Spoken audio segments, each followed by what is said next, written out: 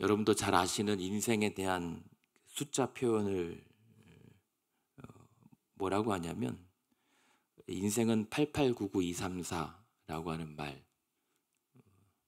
아시죠? 8899234. 인생 팔팔하게 99세까지 살다가 2, 3일만 조금 앓다가 죽었으면 좋겠다라고 하는 표현입니다. 한 20여 년 전만 해도 이 얘기를 들었을 때 아마 20년 됐을 거예요. 이게 그냥 그러려니 했는데 요즘에는 이러한 인생에 대한 표현이나 의미들이 조금 남다르게 와닿는 시기가 된 것 같습니다.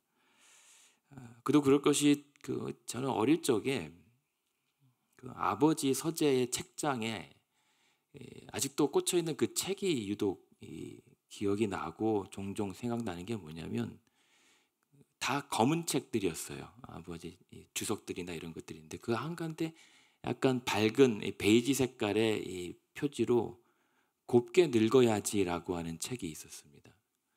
그래서 곱게 늙어야지라고 하는 이 말이 대체 뭐길래 왜 그렇게 각인이 됐는지는 모르겠습니다만 그것이 무슨 의미일까? 우리 어머니 아버지가 아주 늙어도 곱고 예쁘고 잘생기면 좋겠구나라고 하는 정도의 의미로 이해했다가 요즘에서야 조금씩 우리가 늙어간다는 것, 나이가 들어간다는 것, 그것이 곱게 늙어간다라고 하는 것에 대한 의미를 조금 고민하게 되는 그런 시기를 맞이하는 것 같습니다. 그래서 점점 나이가 들어갈수록 조심스러워지고 좀 신중해지는 그런 마음이 있습니다. 근데 그런 가운데 오늘 이러한 말씀이 드리는 이유는 오늘 시편 71편의 성도가 다윗이로 보이기도 하고 혹은 일반적으로 나이 든 성도이기 때문입니다. 근데 우리가 나이가 들면 나이가 들어서 다들 서럽다고 하시잖아요. 근데 이 성도의 고민은 나이 들어서 서름보다 자신의 믿음의 상태를 더 염려하고 있단 말입니다. 혹은 이 성도가 나이가 들었을 뿐만 아니라 혹은 자신의 현실이 모든 것이 힘이 빠지고 거품이 빠져버린 쇠약해진 현실에서 하나님을 찾고 있는 기도입니다.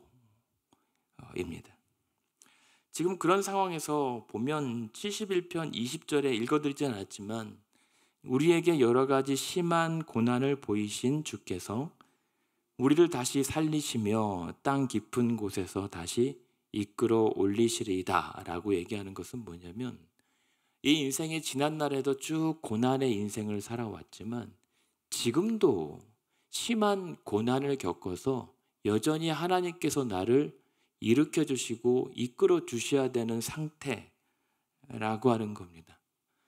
그러니까 살아온 모든 인생을 돌아봤더니 고난의 연속이고 나이 들어 백발이 되어가는 이 순간에도 여전히 나는 어렵다라고 얘기를 합니다. 그래서 오죽했으면 10절, 11절에 보면 내 원수들이 내게 대하여 내 영혼을 엿보고 있고 하나님이 그를 버리셨으니 저 사람을 따라잡으라.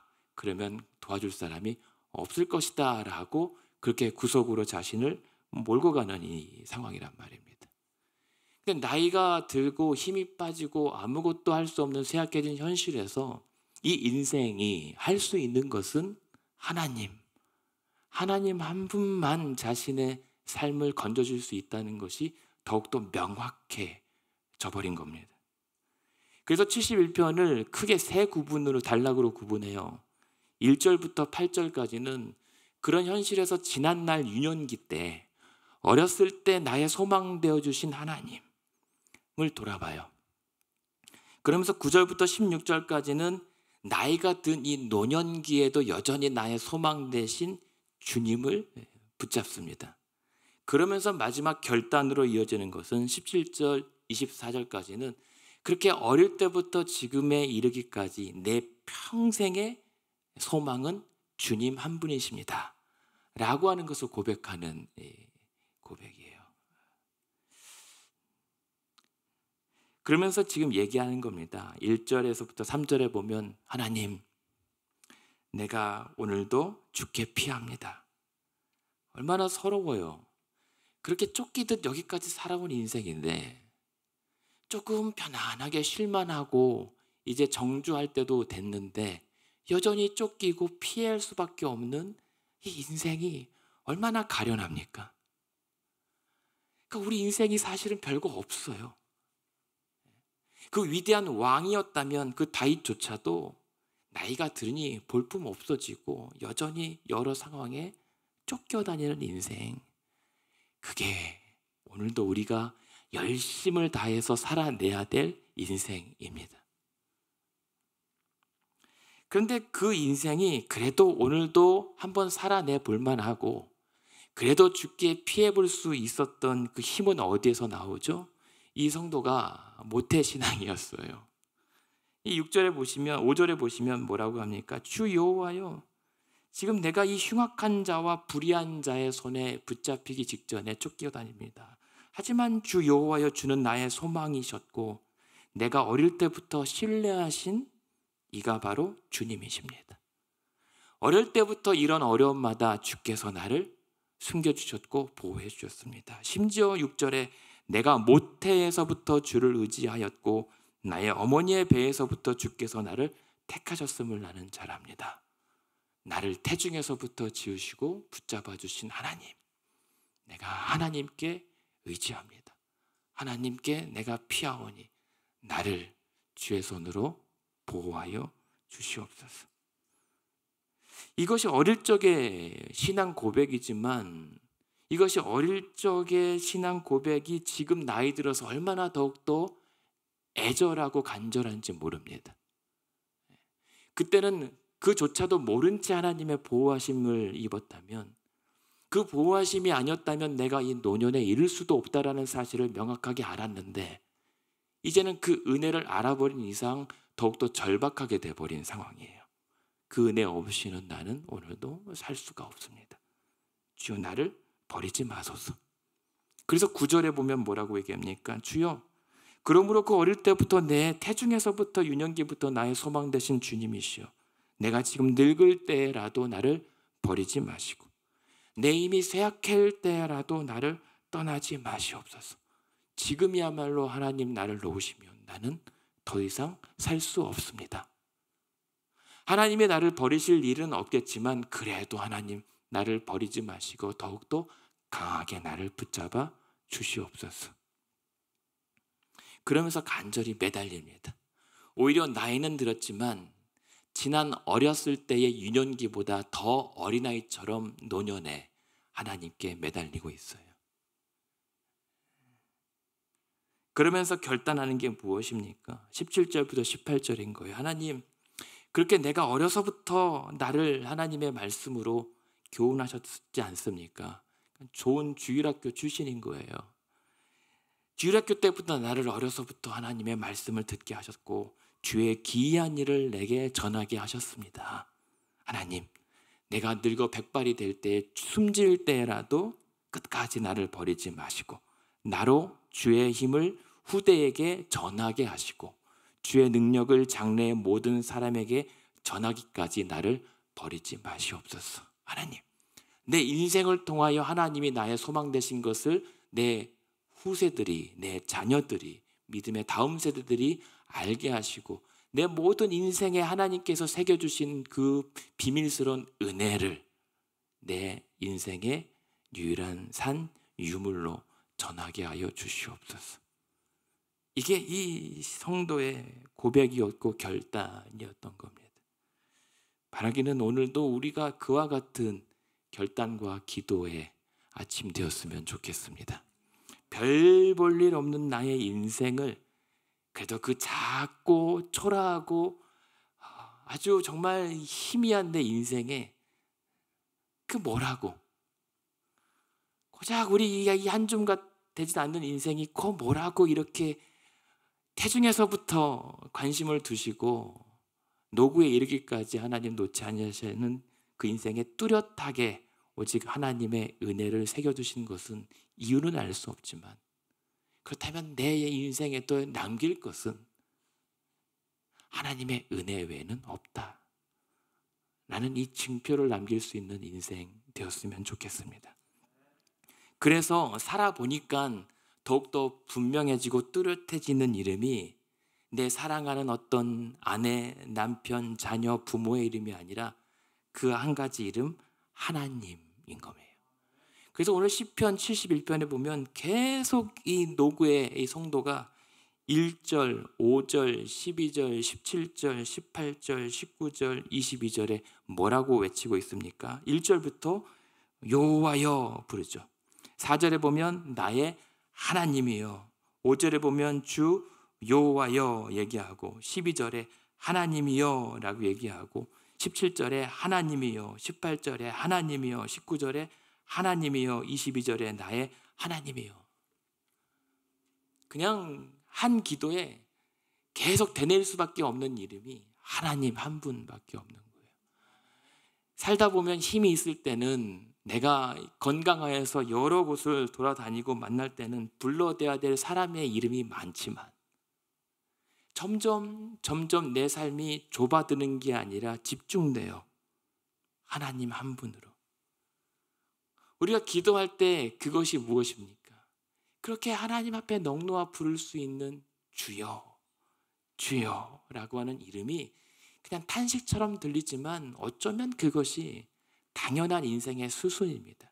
주님밖에 남지 않는 인생. 지금 백발이 되어가는 이 상황에서 그 사실을 알게 되는 거예요. 그러면서 그 하나님의 이름이 더욱더 선명해지면서 이 인생이 바라게 되는 것은 단순해집니다. 내 삶의 내 입술에 오직 기도와 찬양만 있게 하여 주시옵소서. 그래서 6절에 보면 뭐라고 합니까? 하나님, 나는 항상 주를 찬송하겠습니다. 하나님, 내 입술에 다른 말이 아니라 하나님의 은혜를 찬양하게 하는 것으로 채워 주시옵소서. 8절에 보면 그래서 주를 찬송함과 주께 영광 돌림이 종일토록 내 입에 가득하리이다. 하나님, 내가 아는 것이 많고 겪은 것이 많을수록 여러 나눌 거리들이 많지만 내 입에, 내 입술에 오직 하나님을 찬송함과 주께 영광 돌려지는 일들로 가득 차게 하여 주시옵소서. 그래서 14절에 보면 무엇입니까? 나는 항상 주로 소망을 품고 오죽했으면 주를 더욱 찬송하게 하여 주시옵소서. 15절에 보면 그래서 내 입술로 측량할 수 없는 주의 공의와 구원을 종일토록 전할 수 있으면 좋겠습니다. 23절에 보면 내가 그래서 주를 찬양할 때에 나의 입술이 기뻐 외치며 주께서 속량하신 내 영혼이 즐거워하기를 원합니다. 24절 그래서 나의 혀가 종일토록 주의 의를 작은 소리로 읊조리게 하여 주시옵소서. 지금 이 성도의 현실은 어떤 현실이겠습니까? 몸이 무너지니까, 거동이 불편해지면 점점 활동량이 떨어지면서 할 수 있는, 움직일 수 있는 가동 이 근육은 입술이란 말입니다. 혹은 몸져 누워서 가만히 거동하지 못하고 불편하고 신음하는 이 순간조차 활동할 수 있는 것은 나의 생각뿐입니다. 무슨 말입니까? 이제 백발이 되어 다 지나온 삶을 돌아봤을 때 이제 활발하게 움직일 수 있는 인생은, 아니 영역은 내 영혼. 내 영혼이 하나님을 더욱더 뚜렷하게 바라보며 갈망하며 노래하는 것. 이것이 우리 인생의 마지막의 활동, 최종적 활동인 겁니다.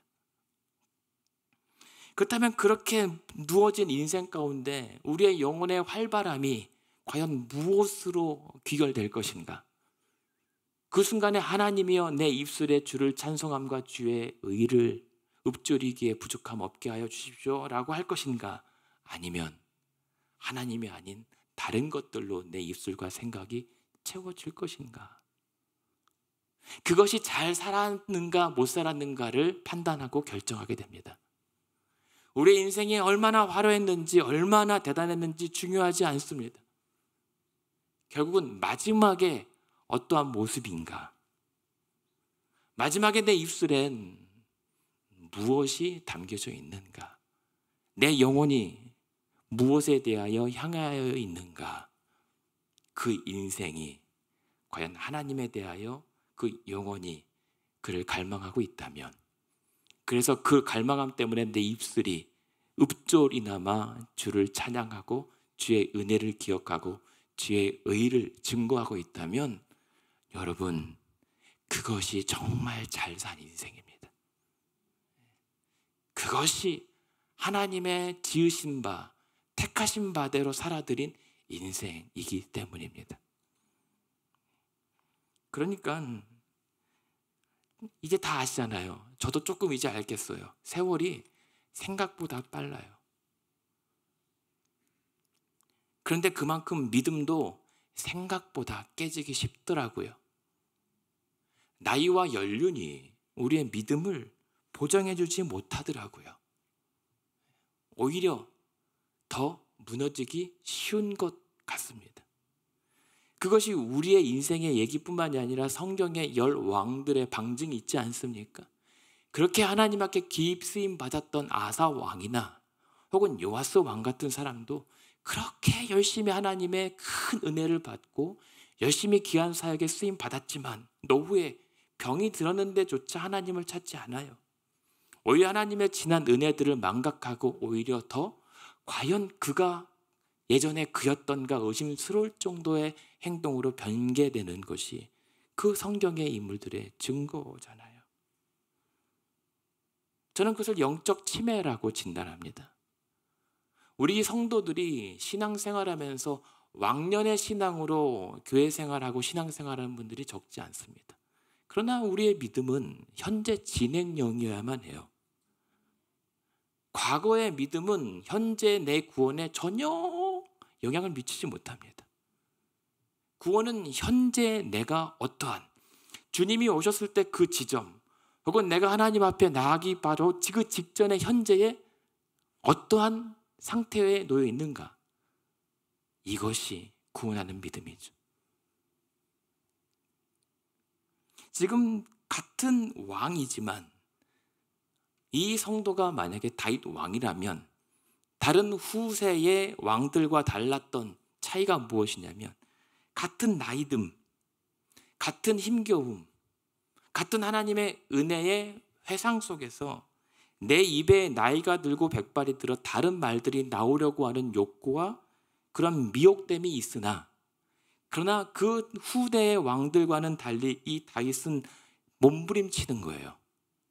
이 악한 자들이 자신을 괴롭히고 여전히 지난날 내가 소년기 때, 청년기 때 쫓겨다닌 것도 지긋지긋하는데 이제 백발 인생이 됐는데도 끊임없이 나를 해하려고 하는 이 자들에게 하나님이 아닌 다른 왕의 권력과 권세로 내가 그 모든 것을 해결하려고 하는 미혹됨을 물리치고 여전히 그때와 다름없이 하나님의 의, 하나님의 은혜로 그 모든 일들이 극복되어지기를 원하는 몸부림이란 말입니다. 그리고 이 지금의 몸부림은 지난날 다윗이 골리앗을 쓸었을 때의 그런 힘이나 왕성함이나 깡도 없어요. 대신 이 노구의 성도가 걸 수 있는 것은 자기의 전 인생입니다. 이제 걸 게 그거밖에 안 남았어요. 내 생명 걸고 목숨 걸고 죽으면 죽으리다 하나님, 이 상황을 지난 날처럼 주의 은혜로 나를 도와주시옵소서. 내가 드릴 게 없습니다. 물맷돌질도 할 여력도 없습니다. 그러나 내 생명을 주께 담보하오니 주여 내가 주께 피하는 내 인생을 도우시옵소서. 아니, 생명을 드리오니 이 생명이라도 역시 쓰실만 하거든 주의 의를, 주의 영광을 나타내 주시옵소서. 그래서 내 입술의 혀로라도 하나님의 영광을 더럽히지 않게 하시고 내 입술과 혀로 주의 의를 찬송하고 전하게 하여 주시옵소서. 사실은 마지막 유언과 같은 더 살아보겠습니다라고 하는 고백이 아니라 내 마지막 삶이 하나님의 은혜로 귀결되게 하여 주시옵소서 라고 하는 절박한 고백입니다. 무슨 말입니까? 사람들이 다 이제 다 끝났다고요? 다 백발이 되었으니 다 꺾였다고요? 아니죠. 오히려 꺾인 인생일수록 더욱더 뚜렷해지는 주의 은혜의 역설인 겁니다. 그래서 이 오늘 시편 71편의 내용을 보면 힘없는 성도의 참 초라한 현실로 보이지 않아요. 그러한 남루해진 인생에 더욱더 명확해지는 하나님의 능력, 하나님의 은혜, 주의 강력한 도우심과 팔이 더욱더 크게 드러나는 인생이 되어버리죠. 그것이 우리의 인생 되기를 원합니다. 그래서 이 시편의 성도의 고백은 1절부터 13절까지의 전반부는 기도로 채워집니다. 그리고 14절에서 24절까지는 그래서 찬송으로 채워집니다. 놀랍죠?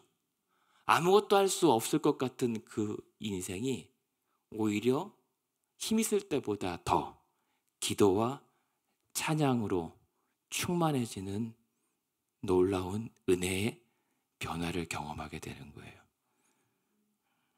그러면서 7절에 이 말씀이 어떻게 마무리가 되냐면, 지금 7절에 보면 나는 무리에게 이상한 징조같이 되었습니다라고 얘기하거든요. 하나님, 이렇게 평생 하나님을 의지했는데 지금도 쫓겨다니고 지금도 힘듭니다. 사람들이 나를 보면서 이상하게 생각하지 않습니까? 라고 보여요. 그런데요, 사실은 이 말이 아주 뉘앙스가 독특한 게, 이 징조가 됩니다, 하나님, 이 말은 뭐냐면 서명하다, 문신하다라고 하는 뜻이에요. 근데 그것을 에스겔서에서 하나님께서 에스겔의 수치와 슬픔을 표징이 되게 하겠다라고 말씀하시거든요. 그거랑 똑같은 단어예요. 모펫이라고 하는 단어. 그러니까 지금 이게 무슨 말씀이냐면, 그렇게 노구가 되어도 그렇게 어려운 인생이 사람들 보기에는 하나님 의지하더니 꼴 좋다라고 하는 비난의 표적이기도 하지만 동시에 그것이 하나님의 은혜를 드러내는 경이로운 기적의 징조라는 거예요. 그러니까 지금 이 성도의 인생은 그 인생에 하나님의 놀라운 은혜로 날인된, 서명된, 확증된 인생이라는 겁니다. 내가 너의 인생을 나의 은혜로 검증한다, 확인한다라는 겁니다. 나의 수치가, 그래서 시편 71편은 그 성도의 수치당함이 오히려 주의 의로 드러납니다. 그리고 그 주의 의가 무엇으로 결론이 나냐면 24절에 어떻게 끝나죠? 나의 혀도 종일토록 주의 의를 작은 소리로 읊조리이다. 읊조리다라고 하는 것은 묵상하는 거예요. 돌아보는 거예요. 그저 할 수 있는 건 그거밖에 없으니까. 그런데 그때 나를 모해하려 하던 자들이 수치와 무한을 당합니다. 나의 수치가 주의 의로 드러나고 그 주의 의는 나를 대적하는, 모해하는 자들의 수치와 무한으로 결론이 나는 거예요. 하나님이 이번에도 일하시는 겁니다. 그러니까 이 인생 자체가 하나님 영광의 증거물이 되는 거예요. 얼마나 놀랍습니까? 그게 우리 성도들의 삶이어야 되지 않겠습니까? 나이 들면 어쩔 수 없지, 당연한 것들이 있어요. 근데 그 당연한 것이 볼품 없어지고 모양 빠지는 게 당연한 게 아니라, 나이가 들수록 성도는 하나님 앞에 더욱 겸손해지는 것이 당연한, 어쩔 수 없는 겁니다. 그리고 그런 겸손한 인생, 그 입술의 기도와 찬양으로 충만해지고 채워지는 그 찬양의, 그 입술의 찬양의 향기가 나는 것이 어쩔 수 없는 당연함인 거예요. 그게 우리의 인생입니다.